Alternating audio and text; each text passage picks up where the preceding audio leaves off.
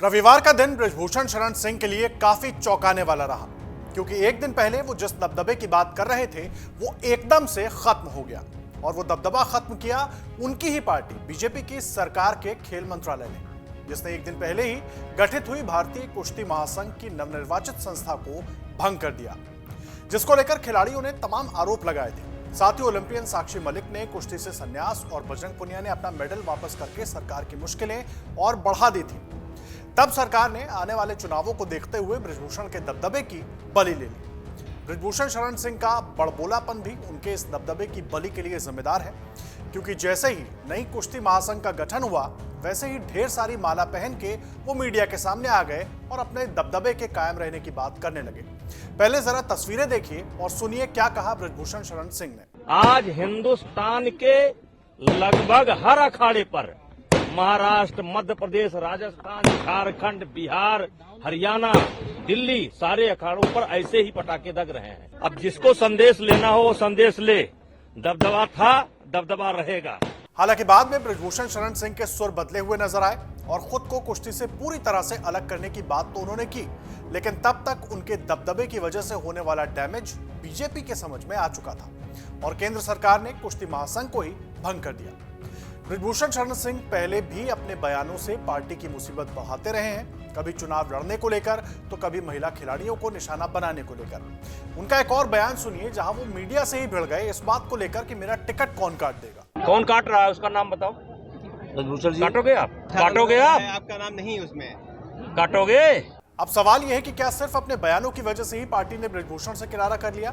तो इसका जवाब है हाँ, क्योंकि आने वाले चुनावों से पहले बृजभूषण का ये बड़बोलापन पार्टी को अखरने लगा और सामने क्या नुकसान हो सकता है पार्टी ने इसका अंदाजा लगा लिया और ये कदम उठाया गया। नई कुश्ती संघ के गठन के बाद जिस तरह से खिलाड़ी एक बार फिर सामने आए और सवाल उठाने लगे, खास करके साक्षी मलिक ने जिस तरह से आंसुओं के बीच संन्यास का ऐलान कर दिया, वो भी सरकार के लिए चिंता की बात बनी, क्योंकि बात अब महिला और जाट समुदाय दोनों से जुड़ गई थी और सोशल मीडिया पर लगातार गुस्सा भी दिखाई दे रहा था। अगर प्रेसिडेंट बृजभूषण जैसे आदमी जैसा ही रहता है, उसका बिल्कुल सहयोगी है, उसका बिजनेस पार्टनर है, वो अगर इस फेडरेशन में रहेगा तो मैं अपनी कुश्ती को त्यागती हूं और मैं आज के बाद कभी भी आपको वहां नहीं दिखूंगा। बीजेपी 2024 में भी लोकसभा चुनाव ज्यादा से ज्यादा सीटों से जीतना चाहती है और ऐसे में साक्षी के बयान का असर सिर्फ खिलाड़ियों ही नहीं बल्कि देश की बाकी महिलाओं पर भी दिखता।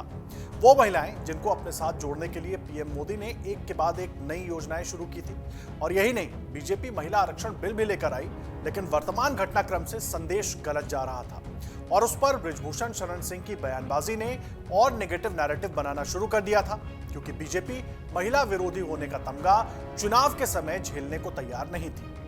महिला रेसलरों के साथ अन्याय को लेकर विपक्ष भी सरकार को घेरने की तैयारी में था, लेकिन उसके पहले केंद्र सरकार ने बड़ा कदम उठा लिया और इस कदम का एक अहम सियासी पहलू यह भी है कि ज्यादातर खिलाड़ी किसान परिवार से ताल्लुक रखते हैं और जाट समुदाय से भी आते हैं, तो उनका गुस्सा पार्टी के लिए नुकसान का सबब बन सकता था।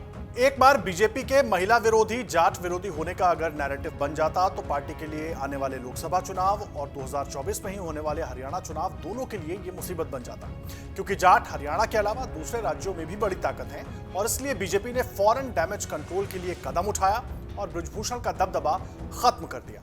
अगर आप ये वीडियो YouTube पर देख रहे हैं तो हमारे चैनल को सब्सक्राइब करें और बेल आइकन को दबाना ना भूलें। अगर आप Facebook पर ये वीडियो देख रहे हैं तो हमारे पेज को लाइक करें।